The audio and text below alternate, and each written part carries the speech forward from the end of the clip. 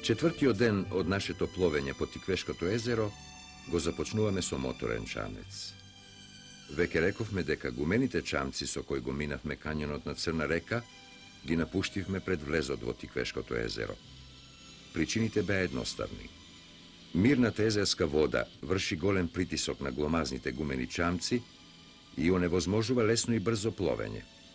Потоа, потребна е голема енергија за веслање, за да го поминеме езерото што е долго 29 километри, а кај нас таа е веќе редуцирана. И најпосле, временските услови одеднаш се влошија и не принудија да го забрзаме нашето патување. Езерото не пречека мирно, но и доста испразнето. Тоа најдобро се гледа од десниот брег, покрај рибарските бараки, во местноста од каде што пред неколку години започнуваше жичарницата за пренесување трупци, граѓа од Мориовско-Марионските шуми до градот Кавадарци. На местото каде што се повлекла водата, секој пат остануваат ерозивни наслаги, интересни за сликање. Ги регистрираме и продолжуваме кон една падинка, до која може да се дојде само по воден пат. Таму е поставен споменик од Народно-слободителната војна на Димката Ангелов Габерот, политички комесар на третата оперативна зона, на Ило Виларов, Пано Мударов и соработникот Стојан Трајков, кои херојски се бореа и загинаа на 10. јуни 1943 година. Димката Ангелов Габеров, учител од село Дабница, тој силен и интелектуално јак маж, по нападот на Германија на Советскиот сојуз, со писмо упатено до еден негов пријател порачува: поздрави ги сите селани и кажи им дека чукна часот за ослободување на сите народи во поробена Европа и дека тие треба да бидат готови за борба против окупаторот.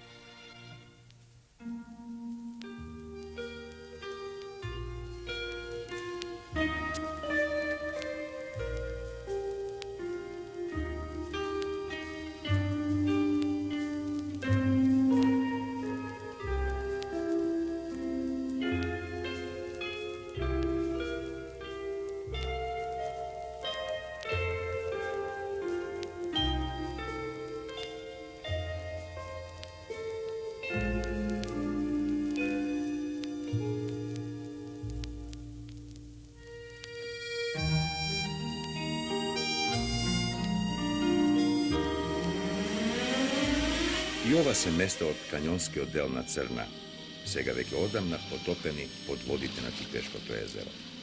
Местноста се вика Врапче. Во мојот бележник од овој дел на патувањата имам запишено дека овој дел од брегот на езерото, овие карпи високи по неколку стотици метри, на кои само птиците газдуваат, а ретките рибари на познати сомови од време на време уживаат во колоритот на боите кои чудно, невообичаено и необјаснливо се прелеваат во еден спектар што го схитува, е најсликаниот дел од нашата екипа, што го направи од почетокот на нашето патување по кањонот на Црна река. Зошто? Не можам да дадам одговор. Но, погледнете и вие во местноста Врапче. Сигурни сме дека никогаш нема да заборавите дека сте ја виделе.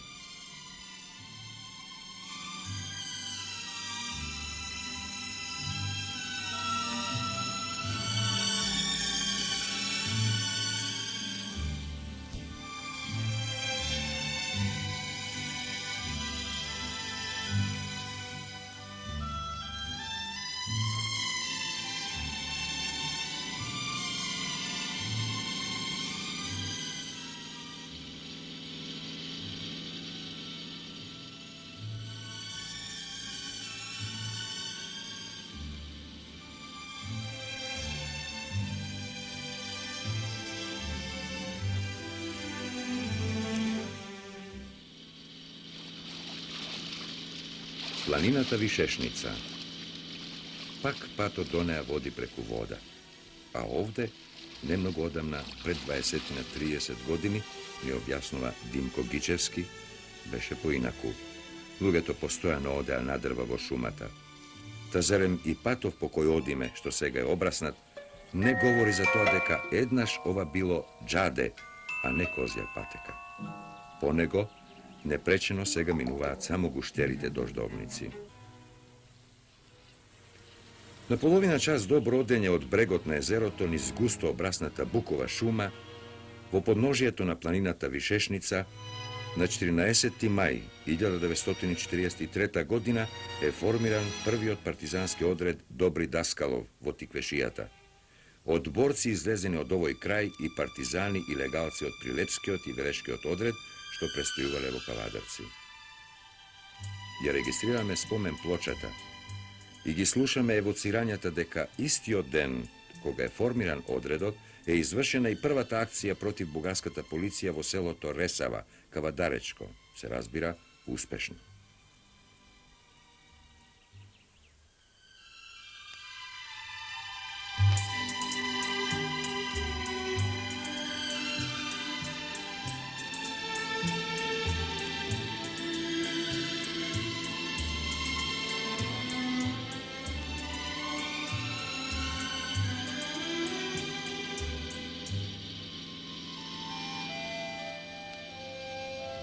Еве неколку податоци за Тиквешкото езеро. Кога е доволно полно со вода, тогаш е долго 29 километри, се разбира, со различна широчина. Езерото има површина од 14 квадратни километри, со вкупна зафатнина од околу 475 милиони кубни метри вода. Хидроелектроцентралата Тиквеш, што ги користи водите од ова езеро, има инсталирана сила од 44 мегавати и средногодишно производство на електрична енергија од 207 милиони киловат-часови.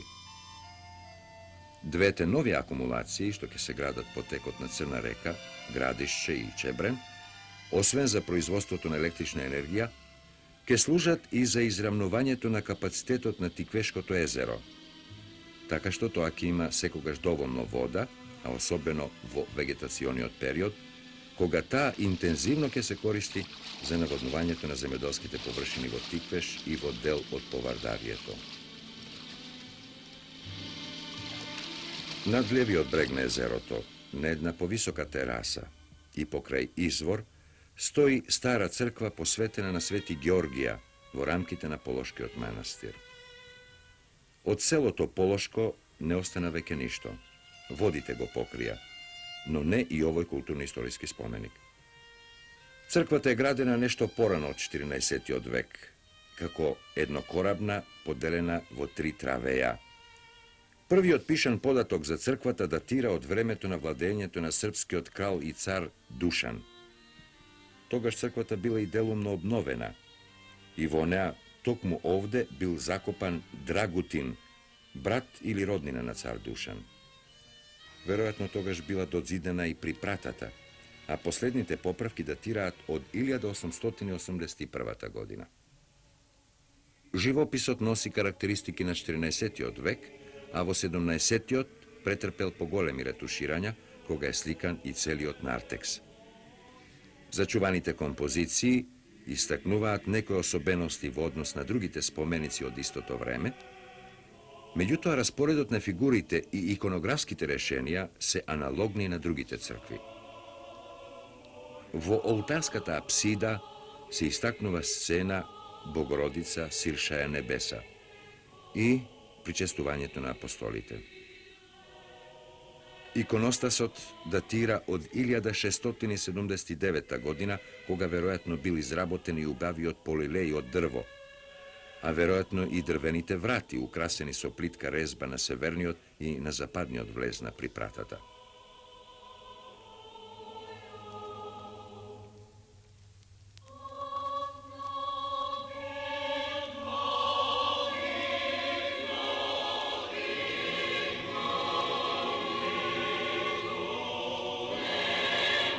На западниот зид е насликана смртта на Богородица со невообичениот став на Христа, надвиен над мајка си за последно бакнување. Вообичаено е тој да стои прав до ударот, со повиено бебе во рацете, душата на Богородица. Не може да се замисли патувањето по Тиквешкото езеро без Димко Гичевски и неговото кајче.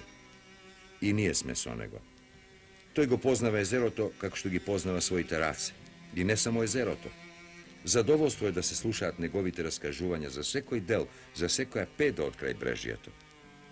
Ете, на пример, тој вели дека жичарницата што ја гледате пред 10 години пренесуваше по 160 кубици граѓа дневно од Мориевско-Марионските шуми до Кавадарци. Тоа беа други времења, се присетува и како да жали за нив.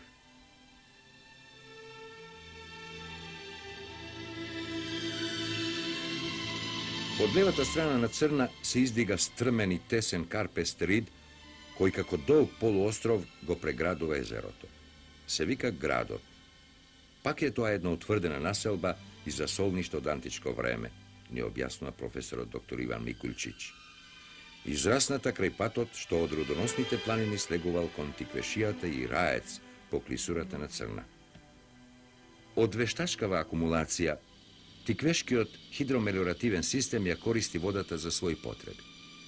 Имено овие води служат за наводнување на околу 18.300 хектари земјоделска површина. Од јужната страна на планината Сопиште се издигаат стрмни карпи веднаш до езерото. Пред една од нив, во 14. век, била подигната пештерна црква посветена на Свети Лазар.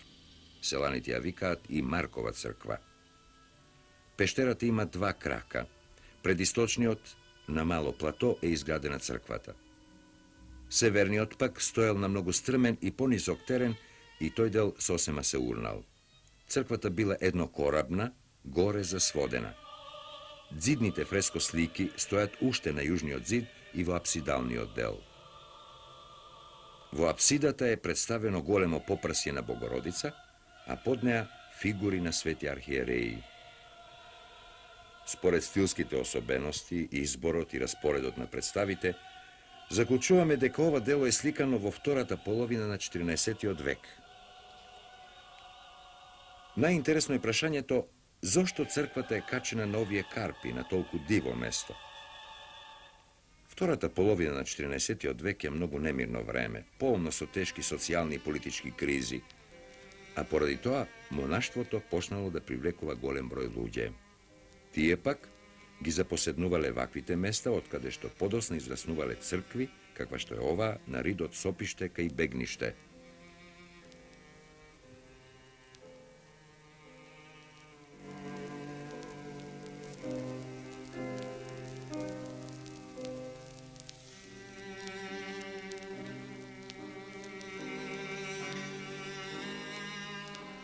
Во непосредна близина на пештерната црква, поточно на патот што води до неа, од еден излабен камен посетителите на црквата изградиле едно верување кое е и смешно и неодржливо.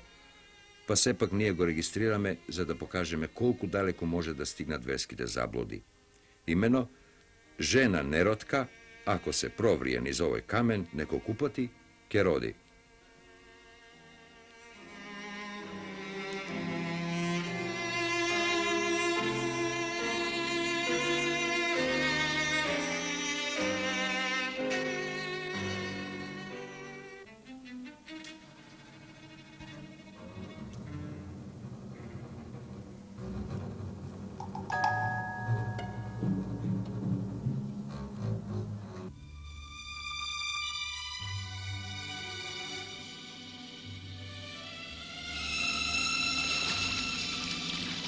Во северниот дел на денешното акумулационно езеро, од десната страна се шири еден долг езерски ракав.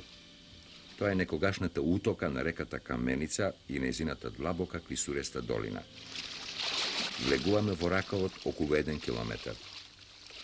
Натаму на север, зад питомите ридишта, засадени со лозја, лежи селото Бегниште.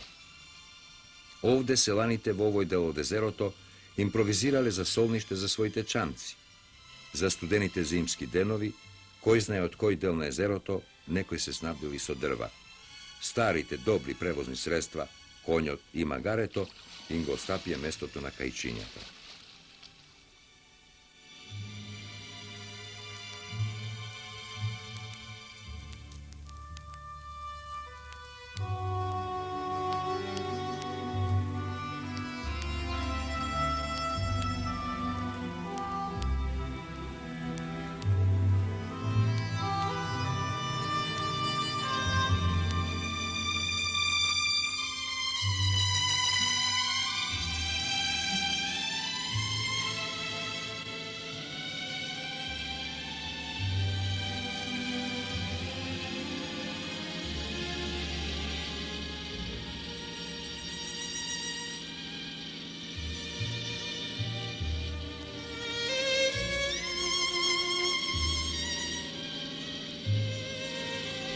На падината, лево од езерото, скриено зад градини, ниви и лозја, лежи селото Дреново. Тука завршува нашиот пат, тука завршувал и стариот пат по Црна, од тука започнува вистинска цивилизација. Но овде има траги и од многу постара цивилизација. Ги регистрираме. Овие два капитела, донесени од Мотичански дол пред 20 години, потекнуваат од тоа време. Каква само разиграна шара по нив. Ние, сликајки ги, уживаме.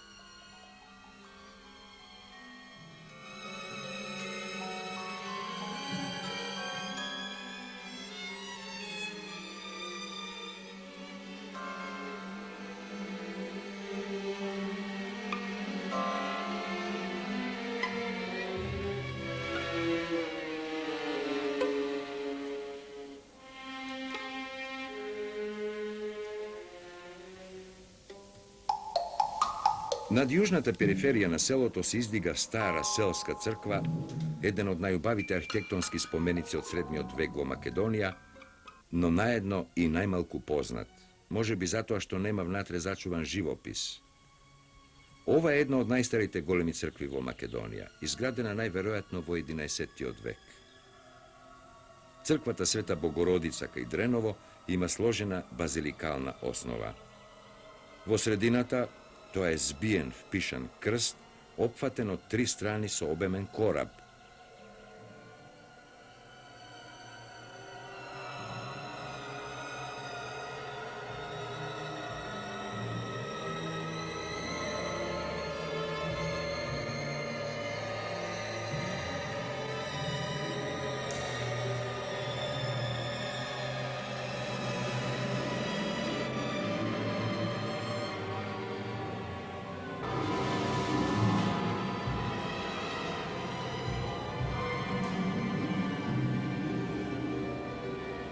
Подкуповниот простор е одделен од околниот кораб со двојни аркади.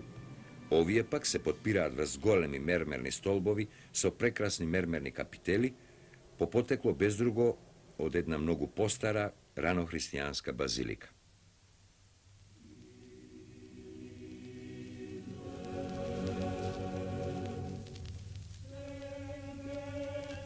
Галеријата на црквата ја држат римски столбови.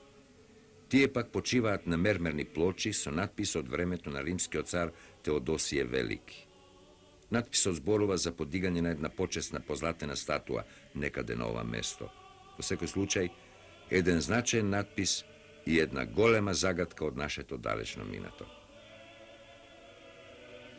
Поранешните истражувачи сметале дека и мермерните украси и столбовите биле влечкани дури од стоби.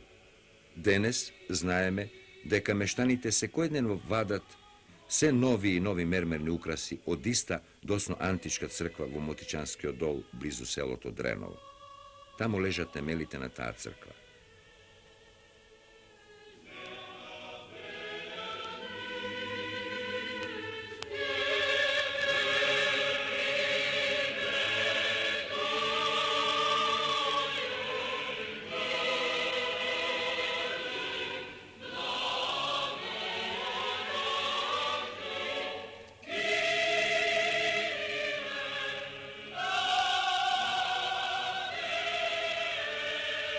И овој столб, што пред 10 години умешно го употребил 81-годишниот Андре Петров Здравков од селото Дреново, најверојатно води потекло од црквата во Мотичанскиот дол. На северниот крај, Тиквешкото езеро е најшироко. Големиот акумулационен базен на ова место е оформен над некогашната питома долинка на Тиквешка река, се до селото Брушани на север. Над утоката на Тиквешката река во Црна се издигал висок рид во вид на купа, од кој денес само врвот зирка над водата, како мал обичен остров. Тоа е стариот град Тиквеш, чиешто име денес го носи широката област Тиквешија. Град непознат на јавноста, непознат дури и на нашите историчари. На ридот зиркаат од езерските води зидините од старата тврдина. Лежат во трње зараснати градби, расфрлени стари керамиди и други остатоци. Наоколу се гледа трасата на римските бедеми, Во средината на повисоко место, средновековните остатоци.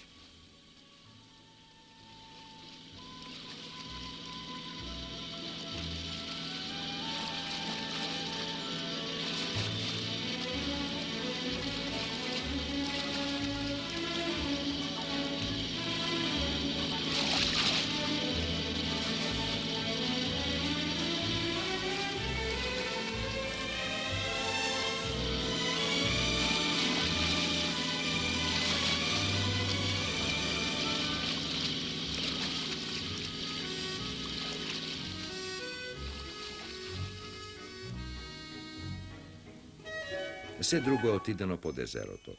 Под градие, 3 средновековни цркви, 2 полски вили од римско време, гробишта од предримската, римската и средновековната епоха. Остана само спомен дека тука лежел Тиквеш, а и тоа само малкумина го знаел. Се наближува крајот на нашето патување. Минавме повеќе од 80 километри по кањонот на Црна река. Патувањето го започнавме кај Скочивир, за веднаш да не пречека шејтан Дувар, за чиј настанок ви раскажавме легендата. Но она што не успеал и ѓаволот да го стори, го направиле човековите раце. Ја преградиле Црна во близината на селото Возарци со брана, чиј димензии восхитуваат. Висока е 104 метра, долга 338 метри, а широка на најгорниот дел 10 метри. И благодетите од тоа преградување се многобројни. Хидромелиоративен систем за наводнување на 20.000 хектари обработлива површина и средногодишно производство на електрична енергија од 207 милиони киловат часови.